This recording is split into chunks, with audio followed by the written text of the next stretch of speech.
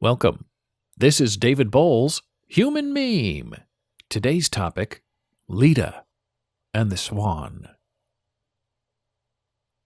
The rape of Leda is one of the harshest and most uncomfortable stories in Greek mythology. Leda was a beautiful princess. She was the daughter of a king. When the Greek god Zeus saw her, he fell for her and her beauty, and he transformed himself into a swan in order to seduce, some claim rape, her, so that he may have human offspring as beautiful as she. Some historians argue Zeus's rape of Leda was softened and made not quite so brutal when he took the form of a swan. But a god taking inhuman form to perform an immoral act is still chilling and horrifying, no matter the guise or mask or deception used. Leda was married to a mortal man, and the same night Zeus raped her, Leda also had sex with her husband. And Leda was so thusly impregnated, the story goes, by both Zeus and her husband. And 2 sets of twins were born. First, Helen and Clytemnestra. Second, Castor and Pollux. They all went on in their own unique ways to change the course of human history. And so in the aftermath of this mishmash of sex and birth order, we are uncertain who fathered which child. But the myths confirm for us that Pollux was immortal and Helen was Zeus's daughter. Other moral children that sprang from Leda were Timandra, Phoebe, and Phileno. The rape of Leda has a fascinating, if morbid, history in modern painting, sculpture, and poetry. There is a straining of the human condition in telling Leda's story, and a questioning of faith, and of fatherhood, and of lust, and of the sins of the father being visited upon the sons. W.B. Yeats wrote a magnificent poem to try to unravel the curse of Leda, and the conundrum of her beauty, and the power of immortality, and the progeny that leaps from the marital bed, as well as a bed of leaves.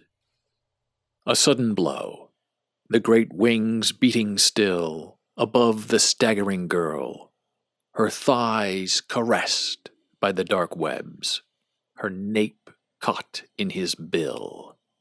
He holds her helpless breast upon his breast.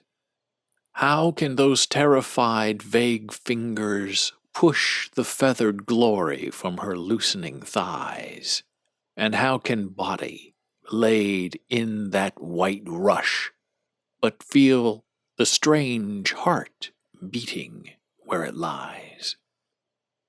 A shudder in the loins engenders there the broken wall, the burning roof and tower, and Agamemnon dead.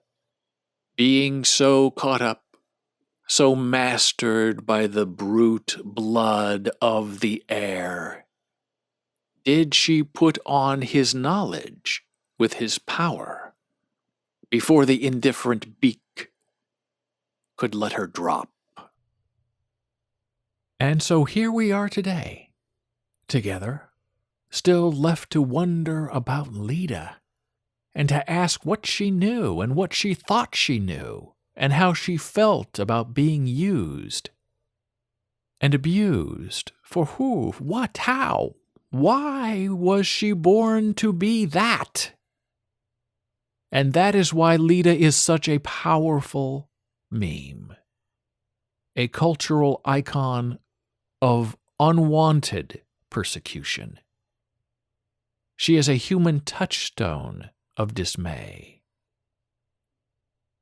All of it serving the great minds of ours and the great artists among us as we try to ponder and sort out and defeat as a colloquial meme not in need of imitating. We who study and know understand the old Greek gods were a terrible bunch. They were not there to serve us, humankind. They were there to test us and to tease us, and to punish us as they wished. We served at their whim. And that's why the great disillusion of belief in the gods and then into the self is so important in the dignity of being self-advanced and being uniquely realized that we serve our own life in our own hands. And the gods will still have nothing to do with us, and so we may live finely and finally and alive without the gods among us or above us. Yes, we lost our stars. The heavens are gone. But we gained the sun and the moon. And what do we think of Leda? There cannot be any sense of honor or service in her raping by a god. There is no delight in being the chosen one because you are pretty or smart or seen as property for the stealing. But that's how it was then. We were the playthings of the gods, and we, humans, had no feelings or sense of self-righteousness. And in the example of the gods, we find the fallibility of man. Where some pretend to harness the power of the gods for their own ill-mannered wishes and wants, and the parentage of children is in doubt, and cultural mixing and myth-making between land and sky, all cohorts in the suffering offspring walking the earth with mortal blood in immortal bodies. Do we pity Leda, or do we fear her? Leda is both the sum of our facts and the deficits of all our imaginations. She was ravaged for her beauty and became the nexus of future wars and hatreds and cruelties. And she was forced into that role by circumstance, lust, and convenience. Perhaps that's the lesson in Leda for all of us. Beware of those with evil intentions who surround you and pounce on you from the heavens like a thunderstorm pounds the plat. Even if you live a right life and a circular life, there is still a chance that some unknown vessel, some unimaginable evil, taking on a beautiful shape to fool you,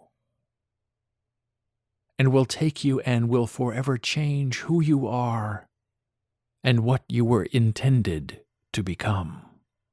All done, perhaps, without a care for dishonor or equity, but done just out of boredom or shame, in order to use you to shape a new future against your will, but with your seduction. And if you don't go along, and if you don't follow the script, then there are other ways to force you to comply. And so we tread carefully into the future. Pretty, but not too beautiful. Friendly, but not too exciting. All in the hope against our better woes that we will not be desired for what we are, but for how we shall be. But there is always risk of being discovered for who we can never become, and that risk of being an unwitting burden, a pawn in history that never becomes a king or a queen, is perhaps just enough hubris to survive into the next life, the next episode, the next sculpture, the next painting, the next myth, the next raping. Thank you for listening. Be a human meme.